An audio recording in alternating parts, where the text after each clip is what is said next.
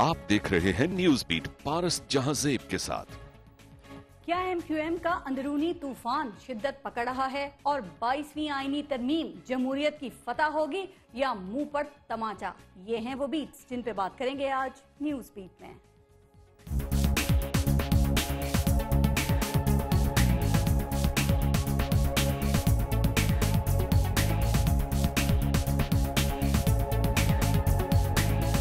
एक इंडिविजुअल जिसकी कोई पार्टी नहीं है, किसी पार्टी से ताल्लुक नहीं है, वो पैसे के बलबूते के ऊपर इलेक्शन लड़ रहा है। बंदा उसे पूछे कि तुम वोट कौन सा लोगे और किसका वोट लोगे।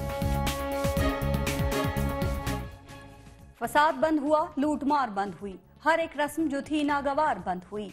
सितम का, गम का, जहालत का दौर खत्म हुआ, बुलंदोपस्त मईशत का दौर खत्म हुआ। तमीज, बंदा व आका मट्टी सब एक हुए, वजीर, खादिम, मिल्लत, रईस सब नेक हुए। मियां नवाज शरीफ कहते हैं कि हॉर्स ट्रेडिंग मकरू कारोबार है, इसको रोकना होगा, यानी एक नई तरमीम, 22वीं आईनी तरमीम। लेकिन क्या किसी को अपना वोट बेचने से, जमीर बेचने से इस तरमीम के जरिए रोका जा सकता है?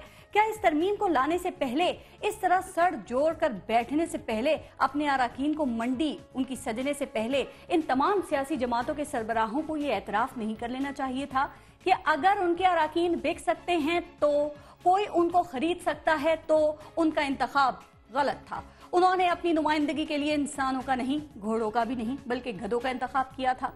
शायद इसीलिए चौधरी शुजात हुसैन ने खोता ट्रेडिंग की इस्तेलाह इस्तेमाल की है। सवाल यह है कि इस तरह सियासी डिक्टेटर बनकर सियासी जमातों को जाती जागीर की तरह चलाने वाले इस्लाह की इब्तिदा अपनी जात से क्यों नहीं करते? और इस बात की क्या जमानत है कि इस तरमीम के बाद सियासी जमातों पर उनकी हाकमियत को मजीद फरोग नहीं मिलेगा? एक और अहम सवाल यह है कि अगर पार्टी सरबराही पैसे लेकर टिकट दे तो कैसे रोका जाएगा? क्या इसके लिए 23वीं तरमीम लाई जाएगी? इस पर आज हम प्रोग्राम में बात करेंगे और साथ साथ एमक्यूएम से नबील गबोल की रुखसत और इल्जामात पर भी बात होगी।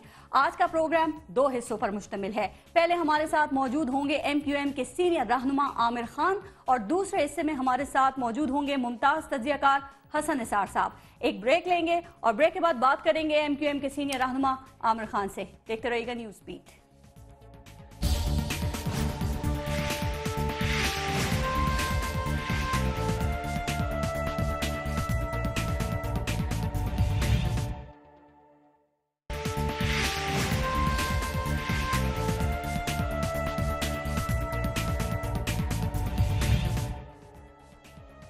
आमिर खान साहब अस्सलाम वालेकुम।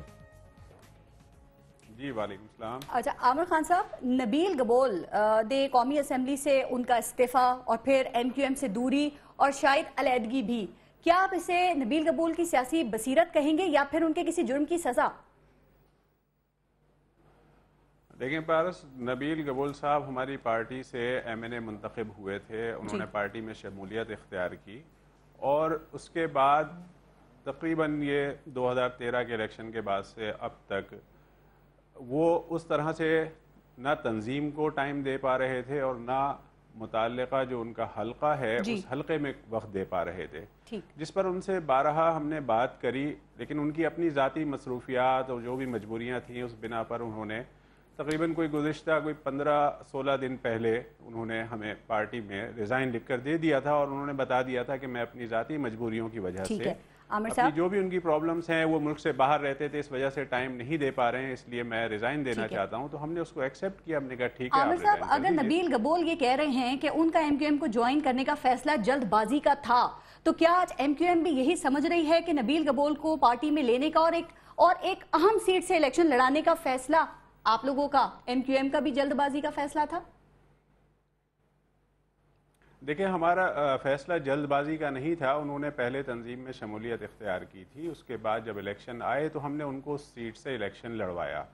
और एमक्यूएम का अपना एक तरीक़ाकार है और एमक्यूएम के जो एमएनए और एमपीए जो भी मुंतखब नुमाइंदे होते हैं वो अपने हल्के में टाइम देते हैं, वक्त देते हैं। और हमारे यहाँ चूँकि एक ये मिडिल क्लास तबके की एक तंजीम है, हमारे यहाँ वडेरे और जागीरदार नहीं होते हैं असम्बलियों में जाएँ, और अगर ऐसा कोई आदमी होता है तो वो मेरिट के ऊपर आता है। लेकिन नबील साहब की अपनी मजबूरियां थी, वो मुल्क से बाहर भी रहते थे, फिर इस्लामाबाद में भी उनकी रिहाइश थी, तो यहाँ पर हल्के में वो बिल्कुल वक्त दे नहीं पा रहे थे। तो हमने तो बहुत ही नेक नियति से हमने उस हल्के से जो कायदे तहरीक अल्ताफ हुसैन भाई का घर है, जहाँ पर ہم نے اس حلقے سے ان کو انتخاب لڑایا تھا. اچھا اب انہوں نے جو کہا ہے کہ جلد بازی، تو اس بات کا تو جواب وہ خود ہی دے سکتے ہیں کہ ان کا جلد بازی کا یہ انہی کا جواب ہے. فیصلہ تھا. انہوں نے کہا جلد بازی میں ایم کیو ایم کو جوائن کیا. آپ نے انہیں میرٹ پر ٹکٹ دیا تھا جو آپ نے ایک انتہائی اہم سیٹ سے انہیں الیکشن لڑوایا؟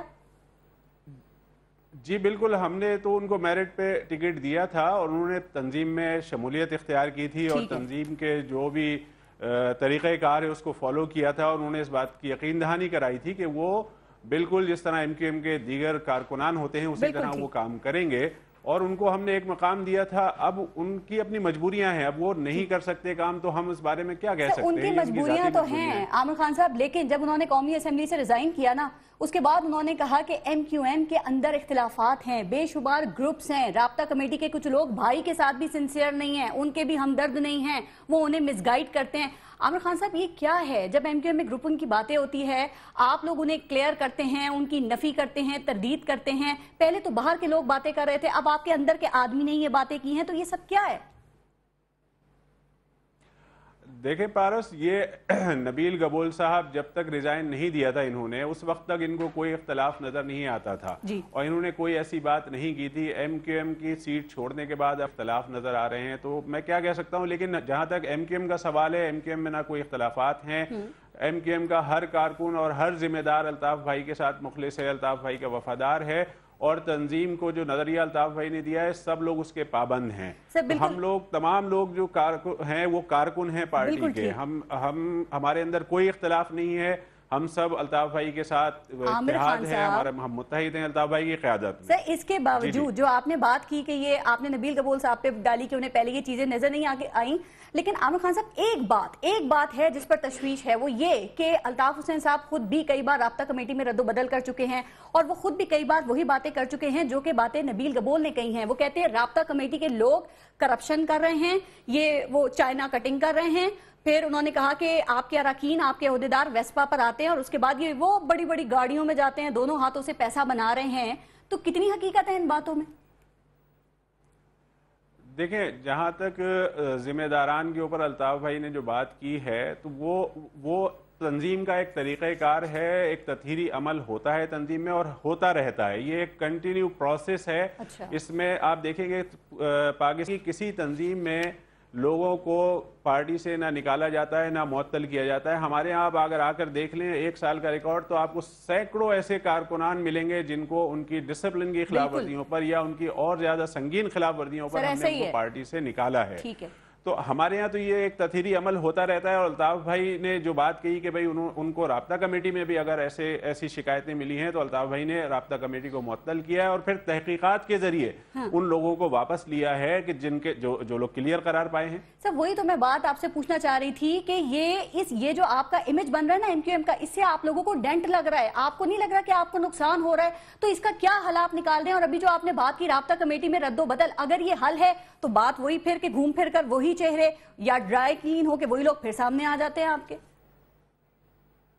نہیں، یہ ایک تطہیری عمل ہے اور ہمارے یہاں یہ پروسیس چلتا رہتا ہے. لیکن جہاں تک آپ کا کہنا یہ ہے کہ ایم کیو ایم کا گراف نیچے آ رہا ہے یا اس کا نقصان پہنچ رہا ہے، تو میں اس کی مثال دوں گا کہ 2013 کے الیکشن میں بھی لوگوں نے، مخالفین نے یہ بڑی باتیں کی کہ ایم کیو ایم کا گراف نیچے آ رہا ہے، لیکن آپ نے اس کے چند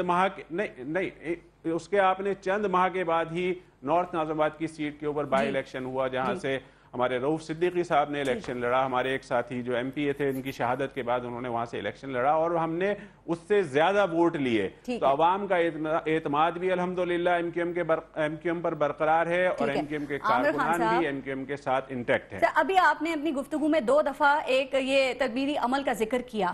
میں وہی جاننا چاہ رہی ہوں کہ سوالات یہ اٹھ رہے ہیں کہ اگر نبیل گبول کی جگہ آپ کا کوئی کارکن ہوتا یا آپ کا کوئی عہدیدار ہوتا تو ابھی تک اس کے خلاف تنظیمی یا تدبیری کارروائی ہو چکی ہوتی، تو ان کے خلاف اب تک کیوں نہیں ہوئی ہے؟ آپ نے ذکر کیا نا، ابھی آپ سب بھی اسی عمل سے گزرے ہیں. تو کیا یہ سمجھا جائے کہ نبیل گبول کوئی عام آدمی نہیں ہے یا نبیل گبول آپ کا آدمی نہیں ہے؟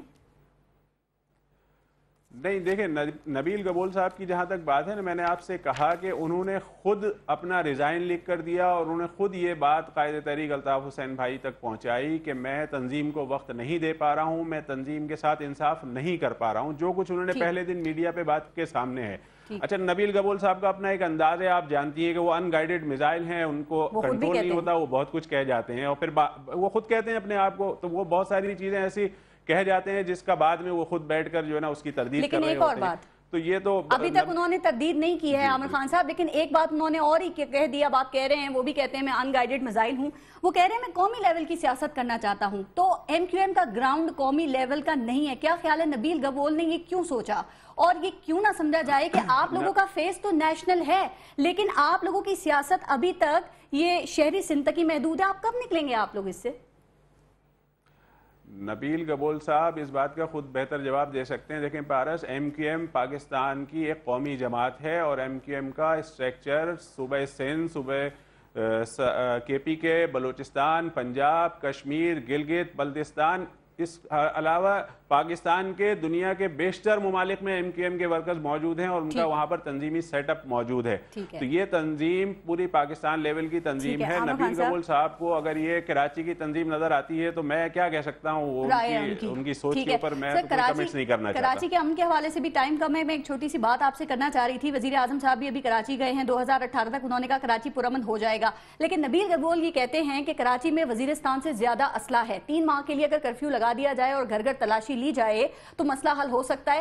آپ اس حل کو کیسے دیکھتے ہیں؟ چونکہ نبیل گبول کہتے ہیں کہ کراچی کو وہ آپ کے ایم کیو ایم کے حوالے سے بھی جانتے ہیں اور لیاری کے حوالے سے بھی جانتے ہیں۔ دیکھیں پارس، جہاں تک کراچی میں اسلحے کا تعلق ہے تو میں اس پر یہ کہوں گا کہ ایم کیو ایم وہ واحد جماعت تھی جس نے قومی اسمبلی کے اندر ڈی ویپنائزیشن کا بل پیش کیا تھا، اور جب اسلحہ کی ریکوری کی بات کی جاتی ہے تو اسلحہ صرف کراچی میں نہیں ہے، پورے پاکستان میں ہے۔ اور آپ نے دیکھا ہے کہ مختلف شہروں کے اندر مختلف سیاسی جماعتوں کے جب لوگ جیتے ہیں الیکشن، ان کے الیکشن کی مہم کے اندر کتنا اسلحہ استعمال ہوا ہے، کتنی فائرنگیں کی گئی ہیں۔ پشاور کے لوگ، کے پی کے لوگ کہتے ہیں کہ یہ ہمارا زیور ہے، تو زیور صرف کے پی کے لوگوں کا ہے، کراچی کے لوگوں کا نہیں ہے۔ اگر آپ اس پر عمل کرنا چاہتے ہیں تو پورے، میں یہ کہتا ہوں کہ جب آپ اس چیز پر عمل کرنا چاہتے ہیں، پاکستان کے اندر ڈی ویپنائزیشن کی مہم چلانا چاہتے ہیں، تو پورے پاکستان کے اندر آپ کرفیو لگائیے اور پورے پاکستان سے اسلحہ ریکور کیجیے۔ آخری سوال میں کرنا چاہ رہی ہوں، یہ اے پی سی کے حوالے سے جو آج جس کا اجلاس بھی ہوا ہے، یہ 22ویں ترمیم، آپ سمجھتے ہیں کہ یہ جمہوریت کی فتح ہوگی، جمہوریت کو اس سے فائدہ ہوگا یا منہ پر تماچا ہوگا جمہوریت کے؟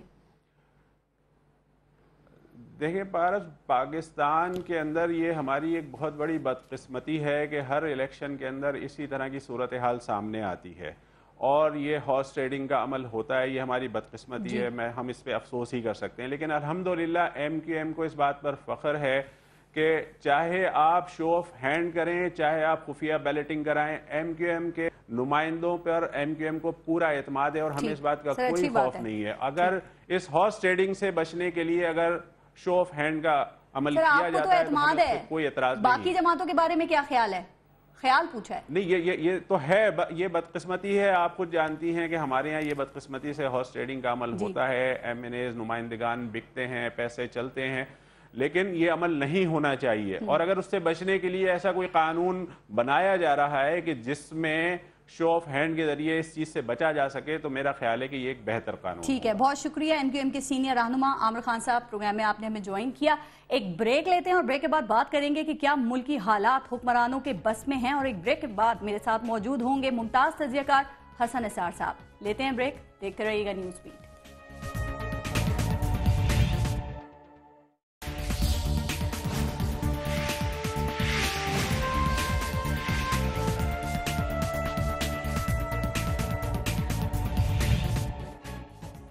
اب ہمارے ساتھ موجود ہیں حالات کی نبض کو سمجھنے، معاملات کی تہ تک پہنچنے والے وسیع تجربے، بے لاگ تجزیے اور منفرد انداز کے مالک ممتاز دانشور حسن نثار صاحب۔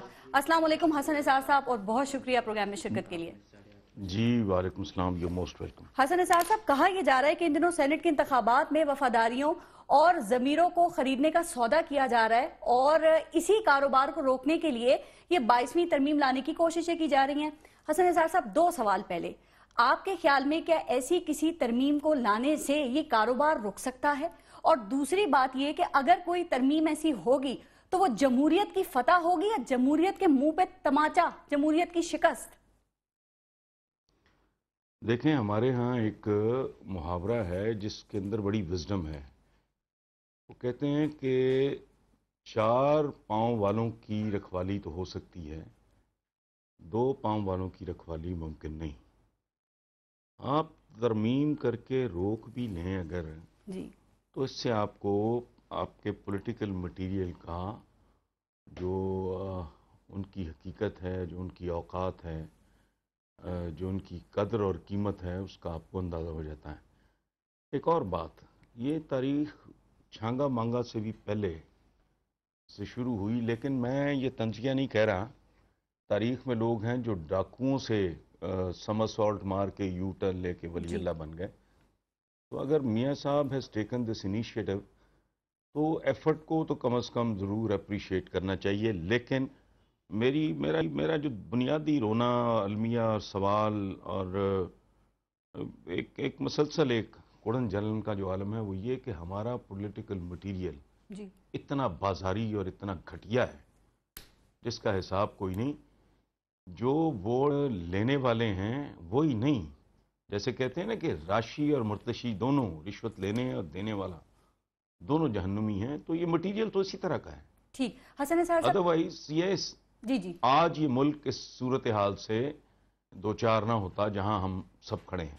جی لیکن فرمائیے. ایسی کوئی ترمیم لائے بغیر، ایسا کوئی حل نکالے بغیر یہ معاملہ حل ہو سکتا ہے؟ اور جو بات آپ نے کی، تو پھر کیا یہ پارٹیز، یہ جن کو ٹکٹس دے رہی ہیں اپنے اس عمل کو، امیدواروں کے سلیکشن کو، اس کو بہتر کریں؟ چونکہ دیکھیں اعتراضات سب کے وہی ہیں جو ابھی آپ نے بات کی کہ یہ ذاتی وفاداریوں پر، خدمات پر ٹکٹ دیے گئے ہیں، ان کے مال کو دیکھ کر، ان کے اثر و رسوخ کو دیکھ کر ٹکٹ دیے گئے ہیں. اور یہ جو ترمیم لا رہے ہیں، اس کا اینڈ پروڈکٹ، اینڈ ریزلٹ کیا وہ آپ کے خیال میں بہتر نکل سکتا ہے؟ نہیں، میں نہیں سمجھتا کہ اس سے کوئی بامانی اور دور رس کوئی تبدیلی آئے گی. اس کی وجہ ہے کہ ہماری لیڈرشپ انفارچونیٹلی، ایک آدھ کوئی ایکسیپشن اگر آپ چھوڑ دیں، بابائے قوم کے بعد جو لوگ آئے ان کے بارے میں علامہ اقبال نے ایک دفعہ ایک جملہ بولا تھا، میں کوٹ ان کوٹ کر رہا ہوں. انہوں نے کہا تھا کہ میں نے بر صغیر کے مسلمانوں میں کوئی بندہ جناح جیسا نہیں دیکھا. کیسے؟ وہ انگریزی میں انہوں نے ایک جملہ بولا کہ انپرچیزبل، انکرپٹیبل، نہ خریدا جا سکتا ہے، نہ اسے کرپٹ کیا جا سکتا ہے. اس کے بعد ہمارے نصیبوں میں جو کچھ لکھا گیا وہ آپ کے سامنے ہے. کرپٹ ہی نہیں، یہ نالائق ہی نہیں، نااہل بھی. نیتیں بھی ان کی کھوٹی تھیں، اہلیتیں بھی ان کی کھوٹی تھیں. جس بات کا آپ ذکر کر رہی ہیں، جو موضوع ہے آپ کا، جی، یہ وہاں نہیں ہوتا جہاں کیریکٹر بلڈنگ پہ توجہ دی جاتی ہے.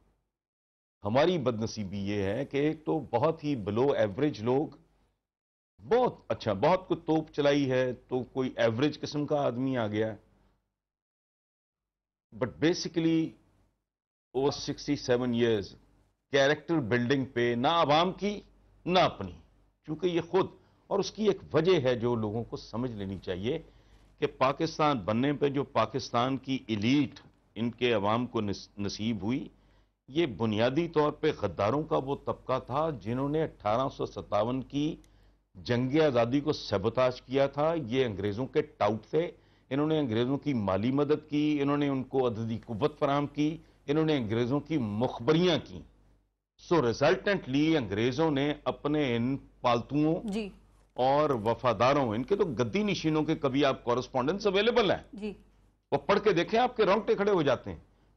پونے صفحے کے تو القابات ہیں، یہ جو جنہوں نے یہ انہیرٹ کیے ہیں گدیاں بدیاں، میں ان کی بات کر رہا ہوں. سو یہ مٹیریل جو تھا یہ تھرو آؤٹ چلتا رہا. اس کے بعد آپ کی اربن ایلیٹ آگے آئی، چونکہ جب پاکستان بنا تو ایز سچ کوئی اربن سینٹرز تھے نہیں. جی، اس وقت کے لاہور کی آپ آبادی دیکھیں، اس وقت کے کراچی کی آبادی دیکھیں. اربن سینٹرز بعد میں ڈیولپ ہوئے، اور جو آپ کی 2 نمبر بزنس ایلیٹ ڈیولپ ہوئی اس ملک میں، بچپن سے میں سنتا آ رہا ہوں مین ہول کے ڈھکن چوری ہوتے ہیں، بچے مرتے ہیں. مجھے یہ بتائیں مین ہول کے ڈھکن کون چراتا رہا؟ اس کا آغاز کس نے کیا؟ Bonus voucher schemes Ayub Khan نے انٹروڈیوس کرائیں، اچھا آپ کو سینما کا لائسنس ملتا تھا, مجھے نہیں ملتا تھا. اے کو ٹرانسپورٹ کمپنی کی اجازت ملتی تھی, بی کو نہیں ملتی تھی. تو اس کی تو جڑوں میں, اس کی بنیادوں میں کرپشن ہے, رشوت ہے, اقربا پروری ہے, چمچوں کو اپنے درباریوں کو پالنا ہے. سو دیٹ تو یہ کیا یہی سلسلہ چلتا رہے گا؟ اب کل کو اگر یہ پارٹی کے جو ہیڈ ہیں ان پہ اگر الزام لگتا ہے کہ انہوں نے بھی پیسے لے کے ٹکٹ دے دیے تو پھر یہ 23ویں ترمیم لے کر آئیں گے پھر؟ آبزرویشن آپ کی بڑی زبردست ہے. پچھلے دنوں ذوالفقار مرزا صاحب نے ایک جملہ بولا کہ یہ سندھ کو کاروبار کی طرح, انڈسٹری کی طرح چلا رہے ہیں. تو میں حیران رہ گیا کہ انہوں نے بھولپن میں کیسا جملہ بول دیا ہے. وہ بھائی انڈسٹری کی طرح ہی اگر چلاتے تو یہ ملک ہر طرح کے گھاٹے میں نہ ہوتا. یہ چلاتے ہیں اپنے راجواڑوں کی طرح. اور جو لوگ یہ روکنے کی کوشش کر رہے ہیں یا اس کے اوپر بیان بازی کر رہے ہیں, ان سب کی ایک اپنی اپنی تاریخ ہے جو نہ آپ سے ڈھکی چھپی ہے نہ مجھ سے ہے. سو یہ ایک دلچسپ دروغ در دروغ, جھوٹ در جھوٹ کا ایک کھیل ہے جو دیکھنا یہ ہے کب تک چل سکتا ہے. اچھا حسن نثار صاحب, آپ نے ابھی ذوالفقار مرزا کا ذکر کیا, بات ہم سینٹ پہ کر رہے تھے, لیکن میں چاہوں گی کہ اب آپ اس پر بھی ضرور کومنٹ کریں چونکہ آپ پاکستان پیپلز پارٹی کو بھی بخوبی جانتے ہیں. یہ پاکستان پیپلز پارٹی کے اپنے اختتام کی جانب جا رہی ہے چونکہ یہ بلاول بھٹو اور آصف علی زرداری کے حوالے سے اختلافات کی کچھ خبریں ہیں. پھر وہ تازہ ترین کریکٹر جس کا ذکر ابھی آپ نے کیا, ذوالفقار مرزا, وہ کہتے ہیں کہ بلاول اگر سامنے نہیں آئے تو پارٹی ختم ہو جائے گی, اور اس کی وجہ وہ بے انتہا بے پناہ کرپشن ہے جو سندھ حکومت کی جانب سے ہو رہی ہے.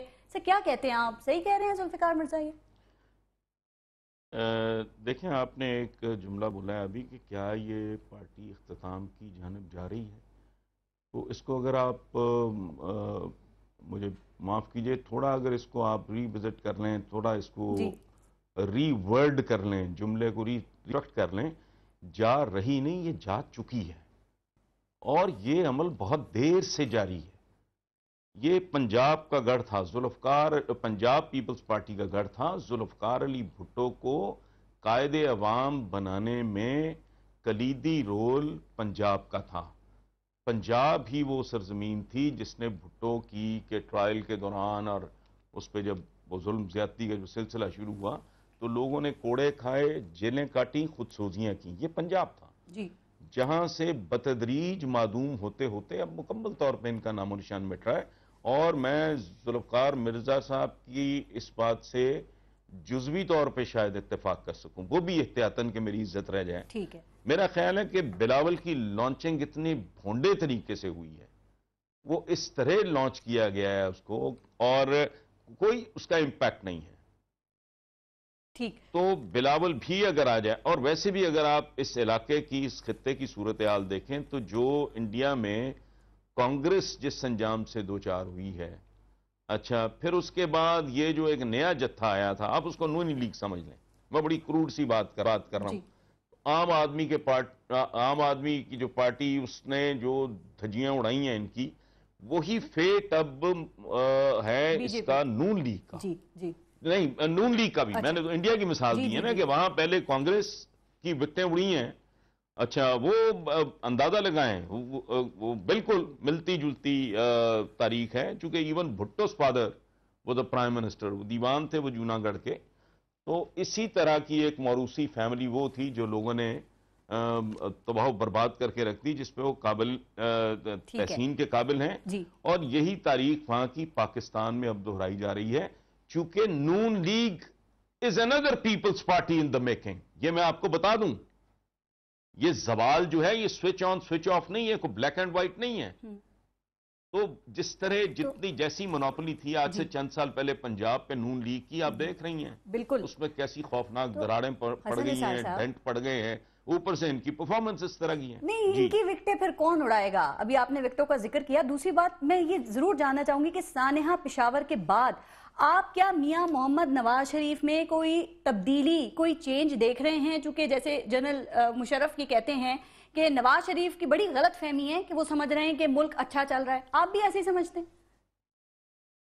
جی 100% ہے, میں جنرل صاحب کے ساتھ مکمل طور پہ ایگری کرتا ہوں. اور اس کی ایک وجہ بھی ہے کہ جو آدمی یہ بات کر رہا ہے, اگر دیانتداری کے ساتھ میں یا آپ ہم ان کو پسند کریں نہ کریں, ان کا ایک پرابلم تھا legitimacy. Otherwise when it comes to governance, تو پرویز مشرف صاحب کی گورننس کا تو ان لوگوں کے ساتھ موازنہ کرنا ٹھیک میرا خیال ہے بندہ بہت بڑا خائن اور بددیانت ہونا چاہیے. مائنس جسٹ ون تھنگ کہ جی وہ ان کا لیجٹمیسی کا پرابلم تھا. ٹھیک ہے. پرویز مشرف صاحب کی گورننس تو ان لوگوں کی یا جو پچھلی گورنمنٹ تھی لیکن زرداری صاحب کی جی اس سے ان کا تو کوئی موازنہ ہو ہی نہیں. حسن نثار صاحب لیکن تمام ٹھیک ہے نا؟ تنقید کے باوجود دیکھیں آپ بھی گورنمنٹ پہ تنقید کرتے ہیں اور لوگ بھی کرتے ہیں اور کبھی کبھی اپوزیشن بھی بات کرتی ہے اس حوالے سے، لیکن نواز شریف صاحب کی حکومت چل رہی ہے، بحرانوں سے گزر رہی ہے، مسائل ایز اٹ از ہیں بلکہ مزید بڑھے، لیکن پھر بھی ان کی حکومت چلے جا رہی ہے. کیسے؟ کیا ان میں اہلیت زیادہ ہے یا روکنے والوں میں اہلیت کم ہے؟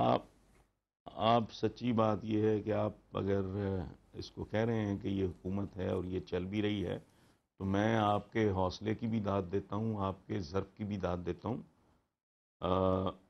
آپ یہ دیکھیں کہ کہنے کو تو ریڈ انڈینز بھی زندہ ہیں. جی ٹھیک ہے. اچھا یہ اسی طرح کی یہ حکومت بھی ہے. حکومت ایک جگہ پہ کچھ لوگوں کی موجودگی کا نام نہیں ہے. میں نے چند دن پہلے بھی کہیں کوٹ کیا ہے، یہ دیکھیں دنیا کا سب سے بڑا فن ہے گورننس. تو ساحر لدھیانوی مرحوم کا ایک بڑا خوبصورت شعر ہے کہ فن جو نادار تک نہیں پہنچا اپنے معیار تک نہیں پہنچا. آج کے اخباروں میں خبر ہے لاہور ہائی کورٹ نے یہ جو ایلیویٹڈ ایکسپریس وے یہ لاہور کے یہ موٹر وے سے لے کے گلبرگ تک بنانا چاہ رہے تھے. ہاں نہیں یہ ایلیویٹڈ ایکسپریس، اندازہ لگائیں جہاں ہسپتالوں میں موت بٹ رہی ہے، جہاں اسکولوں میں خاک اڑ رہی ہے، یہ ایلیویٹڈ، یہ کن کے لیے، یہ کیا کر رہے ہیں؟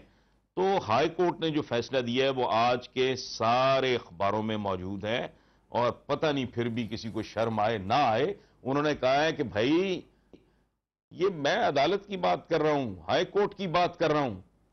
انہوں نے کہا ہے کہ صحت کی طرف توجہ دو، تعلیم کی طرف توجہ دو، یہ کوئی آگ نہیں لگی ہوئی، کوئی پرابلم نہیں ہے، یہ تم لوگ کیا کر رہے ہو؟ یہ جب انہوں نے یہ جو میٹرو وغیرہ شروع کی تو میں نے اس وقت بھی پروٹیسٹ کیا تھا.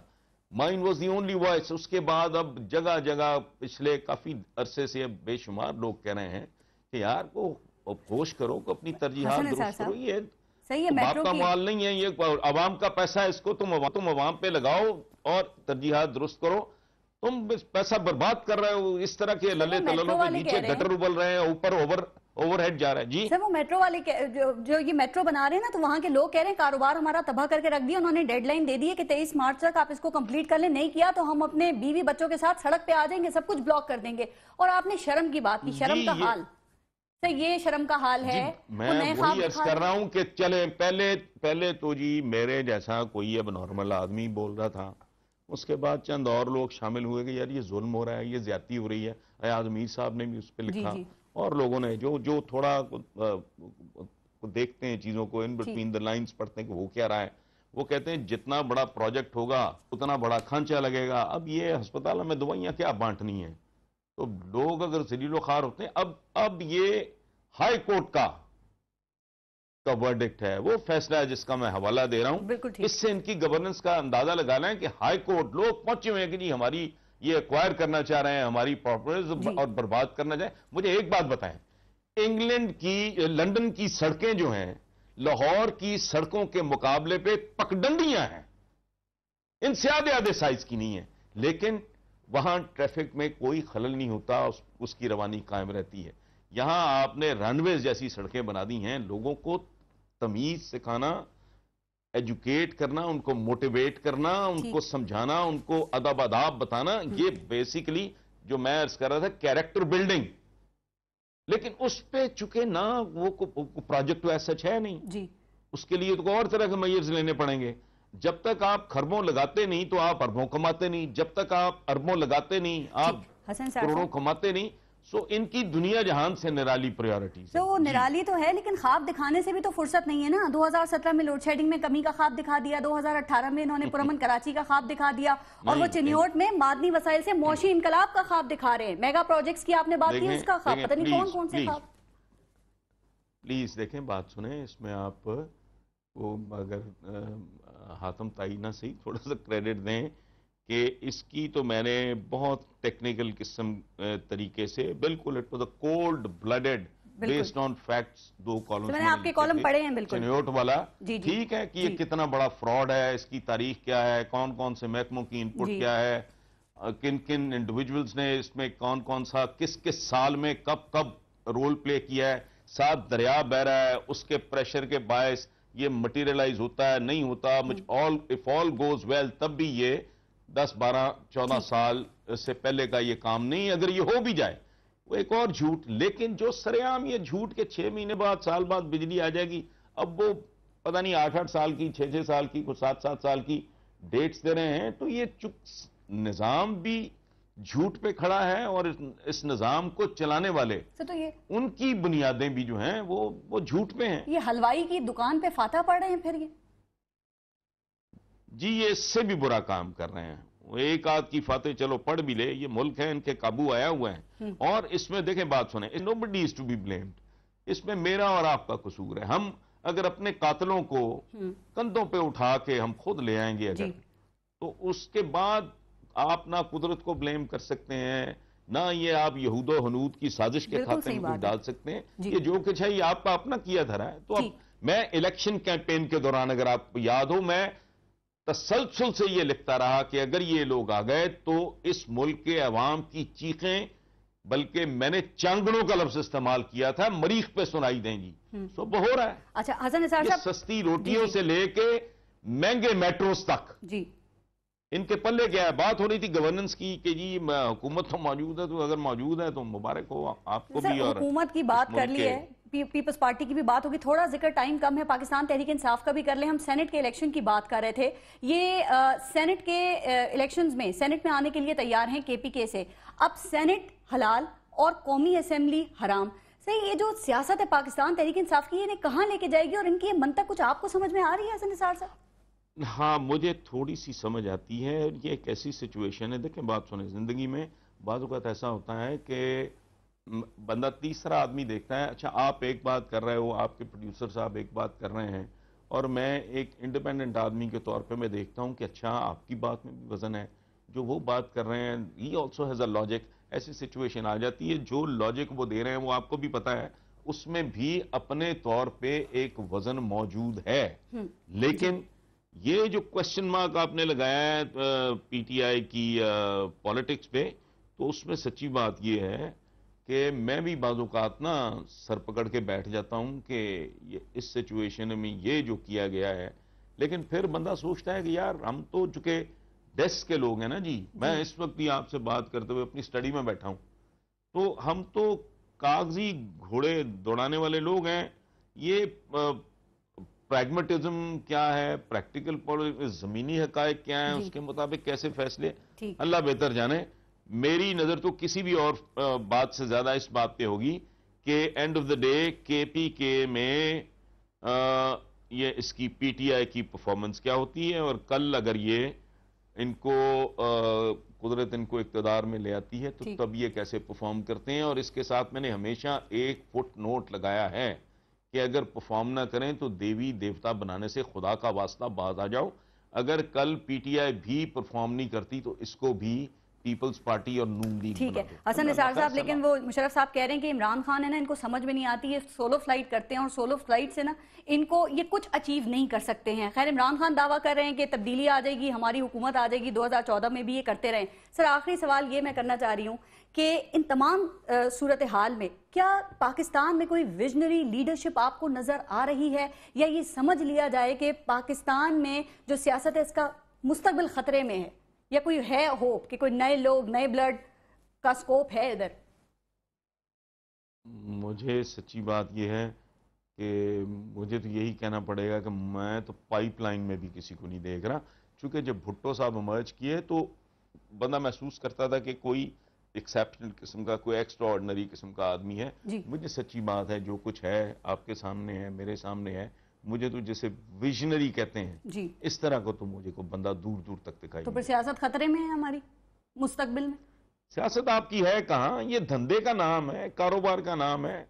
एक बिल्कुल एक आप लाइक ए डॉटर टू, मैं क्या लफ्ज इस्तेमाल करूँ, एक अजीब मकरू सी चीज का नाम आपने जमहूरियत रखा हुआ है, जहां ना लोकल बॉडीज है, खानदान है, बेटे हैं, सास हैं, ससुर है, दामाद है, बहनोई है, पता नहीं क्या, इस उठाई गिरेपन को आप जमहूरियत कहते हो, और इस जोड़ तोड़ को चमचागिरी का जो पिरामिड बनाते हो आप, यूसी लेवल से वो चमचे इकट्ठे हो जाते हैं, वो एक एमपीए, फिर एमपीए इकट्ठे हो जाते हो तो वो एक एमएनए, वो एमएनए इकट्ठे हो जाते हो, फिर कैबिनेट के वो सारे इकट्ठे हो जाते हैं, तो एक जरदारी साहब या एक मियां साहब निकल आते हैं या खान साहब निकल आते हैं या व्हाटएवर। इसको आप सियासत कह रहे हो? मैं तो इसको ना सियासत ना आपकी जमहूरियत को मैंने कभी जमहूरियत समझा है। अच्छा हसन निसार साहब, एक सिर्फ सवाल और आखिरी, वो ये कि देखिए सियासत पे हम अक्सर बात करते हैं ना, लेकिन अब कहा जा रहा है खेल में भी सियासत आ गई है।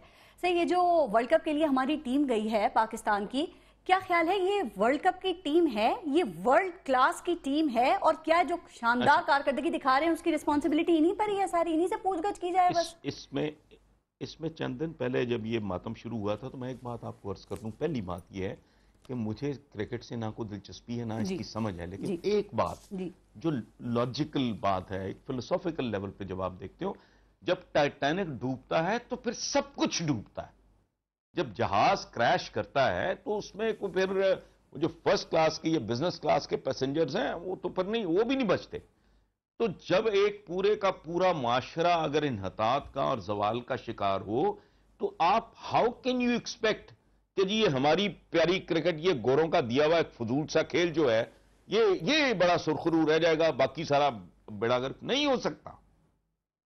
अगर आप उरूज की तरफ जाओगे, अल्हम्दुलिल्लाह हमारी दुआएं हैं, मातम भी इसलिए करते हैं, तो फिर मिनहसुल कौम उसमें आपके खेल भी शामिल होंगे, उसमें आपकी यूनिवर्सिटियों के दर्जात भी बड़े जबरदस्त बुलंद होंगे। दुनिया की टॉप की यूनिवर्सिटीज में एक यूनिवर्सिटी नहीं है आपकी, एक ढंग का तालीमी इदारा नहीं है, भैंसे आपके सरकारी स्कूल में, तो फिर सब कुछ ही ऊपर उठेगा।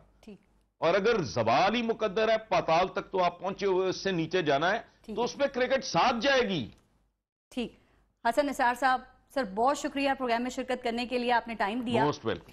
कहा जाता है कि तारीख का सबक यह है कि जहां एहतसाब नहीं होता वहां अमन और इंसाफ भी नहीं होता। क्या हम भी तारीख के इसी दौर से गुजर रहे हैं? सोचिएगा। अपना और अपने मुल्क का ख्याल रखिए। पारस जहां को इजाजत दीजिए। अल्लाह निगहबान।